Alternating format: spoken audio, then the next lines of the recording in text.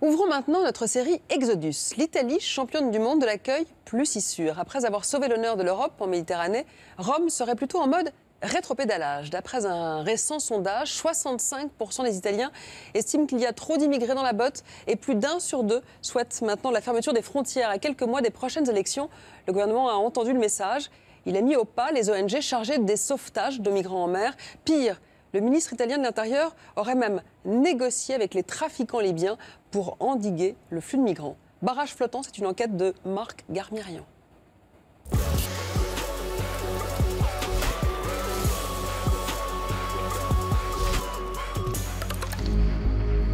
Dans Exodus cette semaine, des gardes-côtes libyens qui jouent à la bataille navale, des ONG torpillés et des migrants sacrifiés.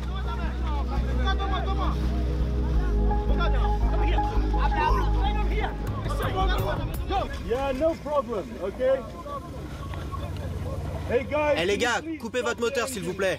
Au large des côtes libyennes, au printemps dernier. Je ne veux pas aller derrière eux. Mets-toi sur le côté. Maintenant arrête et recule. L'équipage de l'Aquarius, un bateau humanitaire français, porte secours à des migrants au bord du naufrage. Salut tout le monde. Originaires d'Afrique subsaharienne, ils ont embarqué en Libye dans l'espoir de gagner l'Italie.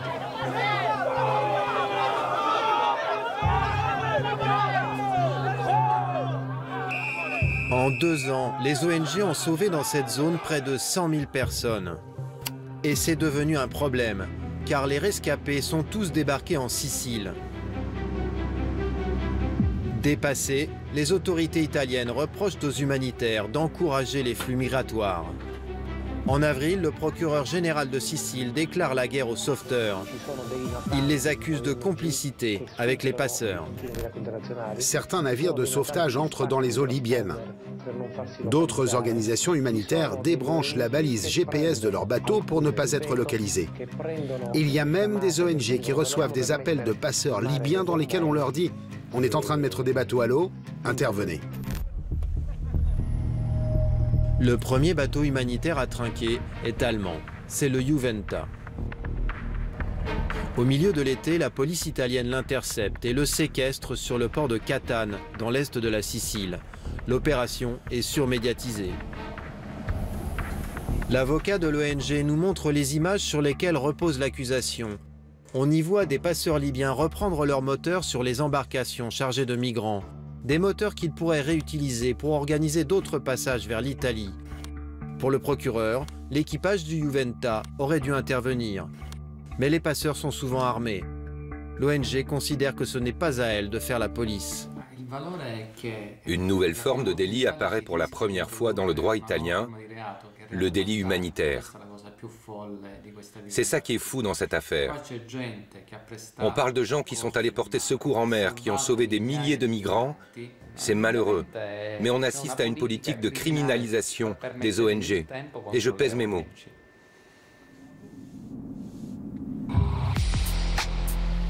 Parmi les premiers navires privés à s'être lancés au secours des migrants, l'Aquarius, affrété par SOS Méditerranée. Après 3 semaines de mer, il rentre de mission au port de Catane. La patronne de l'ONG est venue faire le point avec l'équipage qui va être relevé. Très bien. Comment ça va? Bien, très heureuse. Pas trop fatiguée? Fatiguée, non. Prête à repartir. Sophie Beau fait le débriefing des dernières opérations avec Nicolas Stalla, le responsable de l'ONG à bord. Pendant la dernière rotation, nous avons reçu des instructions du Centre de coordination des opérations maritimes à Rome pour aller secourir 2 bateaux en détresse qui se trouvaient à l'ouest de Tripoli. Et puis on a fait une autre interception ici. C'était un bateau en bois, il y avait 97 personnes à bord. Sophie Beau conteste les accusations du procureur sicilien et redoute que l'image des ONG sorte salie de cette polémique. En fait, on est tous financés par des dons de particuliers. donc il n'y a pas de subvention. Et bien sûr, si on attaque les ONG, après, le risque c'est de tarir les financements et que les opinions publiques basculent. Donc en fait, moi je pense qu'il y a une vraie manipulation des opinions publiques qui est en train de se passer, avec probablement le souhait d'enlever ces témoins qui sont en première ligne, puisque nous sommes des témoins en première ligne, et peut-être qu'effectivement ça pose problème à ce jour. Okay. À lui seul, en 18 mois, l'Aquarius a sauvé 16 000 personnes. Au large des côtes libyennes, en moins de 2 ans, les navires des ONG ont réalisé 35% des sauvetages de migrants. Jusqu'à 10 bateaux humanitaires ont opéré dans la zone. Désormais, ils ne sont plus que 3. À côté de l'Aquarius, à Catane, le navire de Médecins sans frontières, le Prudence. Il ne sort plus en mer depuis plus de 6 semaines. Car fin juillet, le gouvernement italien a voulu imposer un code de conduite aux ONG. Ce règlement prévoit la présence de policiers armés à bord des navires de sauvetage. Inacceptable pour MSF, qui a refusé de signer. On a l'impression que ce code de conduite, finalement, il vise à réguler le travail des ONG, possiblement à restreindre les capacités de secours. MSF intervient partout dans le monde, en Afghanistan, au Soudan du Sud, en Centrafrique, et jamais des policiers armés entrent au sein de nos hôpitaux. Si le gouvernement italien veut freiner l'arrivée des migrants, c'est parce qu'ils sont 600 000 à avoir débarqué en Italie en 3 ans. Et la population locale commence à saturer. À 2 pas du port, sur le marché de Catane, entre marchands siciliens et commerçants africains, la coexistence n'est plus pacifique. Le 20 juillet, une querelle dégénère en bataille rangée. Une camionnette conduite par un Sicilien renverse les stands des vendeurs sénégalais. L'affrontement est violent, mais ne fera pas de blessés.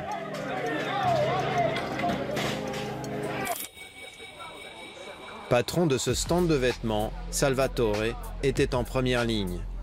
La discussion a été un peu animée.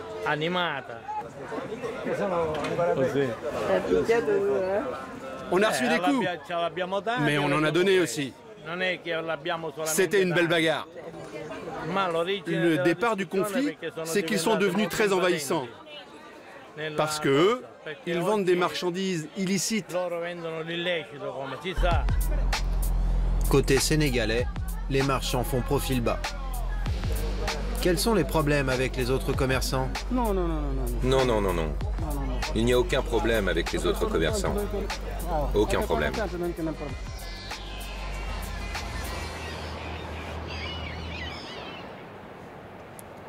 À 3 heures de Catane, sur la côte ouest de la Sicile, Porto Empedocle. Ce samedi matin, la petite ville balnéaire connaît une agitation inhabituelle. En avant le peuple! Alfonso est le porte-parole de l'association des commerçants. C'est la première manifestation à Porto Empedocle. Pour un début, c'est pas mal. Ils sont en colère et veulent le faire savoir. Leur cible, un centre d'accueil pour jeunes migrants que la préfecture a décidé d'installer à 2 pas de la principale artère commerciale. Voici le centre d'accueil où il est question de nous installer 60 jeunes.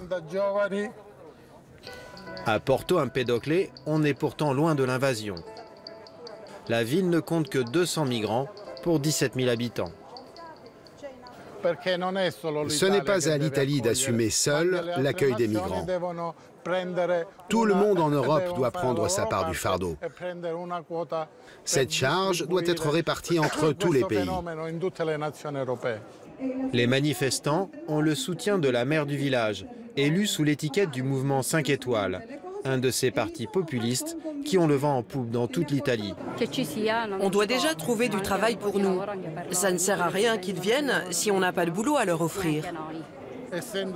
Si on les parque tous au même endroit, Inévitablement, il y en a un qui va se mettre à dealer, qui va se mettre à voler, ou à mendier devant les feux rouges ou les supermarchés. Comment peut-on penser qu'une ville en difficulté peut accueillir des gens? Quelqu'un de malade ne peut porter assistance à un autre malade. On n'est pas du tout raciste. C'est de la propagande électorale sur le dos des migrants. Vous préparez les élections. Les élections devraient avoir lieu à l'automne. La campagne n'a pas encore commencé, mais l'immigration est déjà un enjeu. On n'est pas habitué à manifester. On s'exprime avec notre bulletin de vote, et ça c'est la meilleure arme. Pour empêcher les migrants de traverser la Méditerranée, entraver l'action des ONG ne suffit pas. Alors Rome a décidé de s'appuyer sur son voisin du Sud.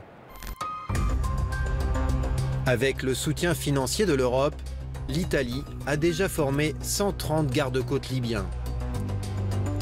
Leur capacité d'intervention a été renforcée. Ils ont reçu 4 vedettes. Le problème, c'est qu'avec ces nouveaux joujoux, les Libyens ne traquent pas que les passeurs. Ils s'en prennent aussi aux navires humanitaires. Comme ici, où cette vedette libyenne manque d'éperonner le Sea-Watch, un navire de sauvetage allemand. Il a mis en danger son équipage et son bateau, mais aussi mon équipage et mon bateau. Il nous a tous mis en danger. On peut s'estimer heureux d'être toujours en vie. Les gardes-côtes empêchent l'ONG de récupérer les migrants et les interceptent pour les reconduire en Libye. Le 15 août dernier, la tension est encore montée d'un cran. Un patrouilleur libyen a ouvertement menacé un navire de sauvetage espagnol. À la radio, le garde-côte libyen. Vous êtes entrés dans les eaux libyennes. Vous êtes dans nos eaux. Vous devez obéir à nos ordres maintenant. Si vous n'obéissez pas, nous allons ouvrir le feu.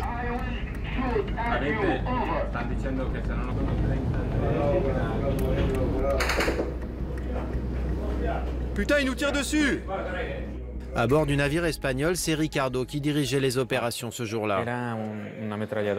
Ce n'était pas une mitrailleuse, c'était une Kalachnikov. Une AK-47. Le capitaine nous a dit qu'il a entendu les balles passer juste à côté de lui. Le navire de Ricardo patrouillait à 24 000 nautiques des côtes, bien au-delà des eaux territoriales libyennes. Mais depuis le 10 août, les Libyens ont étendu leur zone de surveillance à 100 000 de leurs côtes, en violation du droit international, mais avec la bénédiction des Italiens. Pour nous, c'est plus difficile. On ne peut plus mener nos actions comme avant. Et pour les migrants, c'est la mort assurée en mer. Les Italiens ont discrédité les ONG, entravé leur action et armé les Libyens. Mais ils sont allés encore plus loin. Ils ont négocié avec les milices libyennes qui contrôlent le trafic d'êtres humains. À Rome, une journaliste nous raconte l'enquête qu'elle vient de mener en Libye sur ces accords secrets. Pour elle, les passeurs d'hier sont devenus les flics d'aujourd'hui. La seule raison qui peut expliquer l'arrêt quasi total des départs des bateaux de migrants, c'est que les trafiquants ont été payés. On a demandé aux milices d'intégrer directement les institutions libyennes, en abandonnant leurs uniformes pour devenir plus ou moins officiellement des gardes-côtes, des policiers, des forces de l'ordre. La milice d'Abachi, par exemple, a exigé de recevoir chaque mois une somme d'argent équivalente à celle que lui rapporte le trafic d'êtres humains. Rien que pour cette milice et pour la ville de Zaouira, on parle de 5 millions d'euros mensuels. La question est, qu'est-ce que ces milices vont demander ensuite? En d'autres termes, quel sera le prix de la sécurisation de nos côtes? L'Italie et l'Europe auraient donc décidé de sous-traiter la surveillance de leurs frontières maritimes à des partenaires pour le moins douteux. Au ministère des Affaires étrangères italien, le responsable de la coopération internationale reconnaît que les Européens n'ont pas le choix de leurs alliés en Libye. Nous n'avons pas devant nous un État vraiment. Nous avons un gouvernement d'union nationale, mais l'État n'est pas encore reconstitué. Mais on ne peut pas attendre que l'État soit reconstitué pour intervenir avec les ONG. Quitte à collaborer avec des milices qui parfois, pour certaines d'entre elles, ont un passé un peu louche. Ont un passé, oui. Et voire même faisaient elles-mêmes du trafic. Oui, ont un passé un peu louche dans le sens vivaient de ce trafic. Bien sûr, il faut changer l'économie.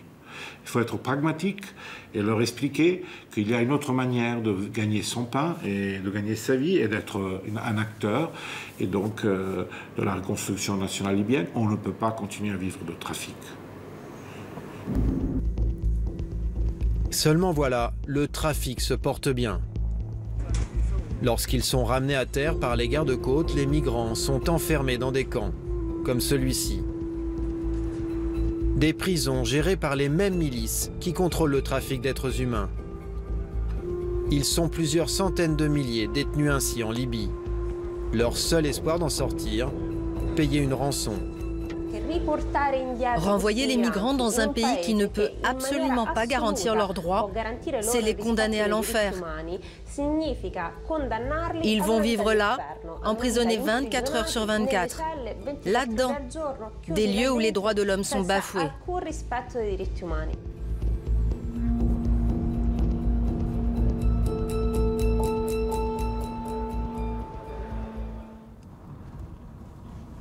Retour en Sicile, près de Porto Empedocle. De jeunes migrants trompent l'ennui sur un terrain de foot abandonné. Tous ont connu le cauchemar libyen. Ibrahim a 17 ans, il est guinéen et est arrivé en Sicile au printemps après plusieurs mois passés derrière les barreaux d'un camp, près de Tripoli.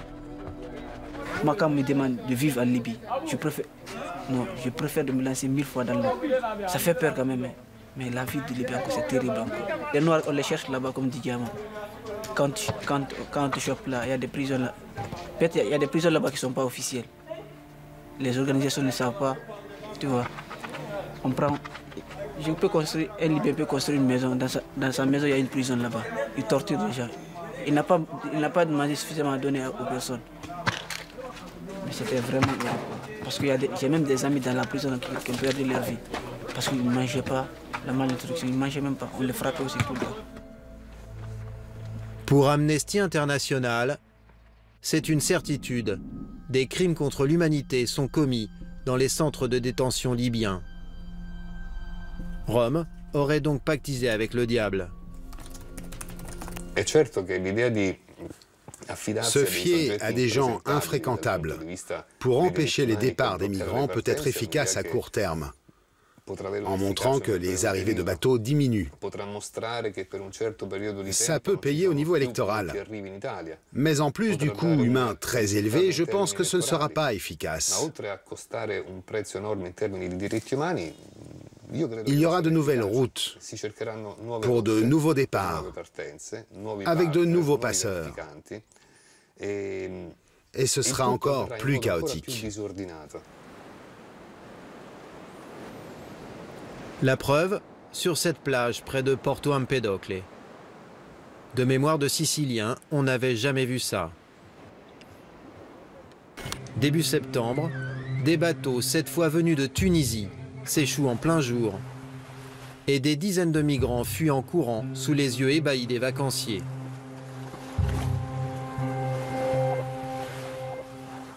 Nani a tout filmé depuis sa paillote. Ils ont été très gentils avec les gens qui étaient sur la plage. Ils s'enfuyaient en criant « Vive l'Italie !» Ils ne pouvaient pas dire mieux. La Méditerranée est l'axe migratoire le plus mortel au monde. Plus de 2500 migrants s'y sont noyés depuis le début de l'année.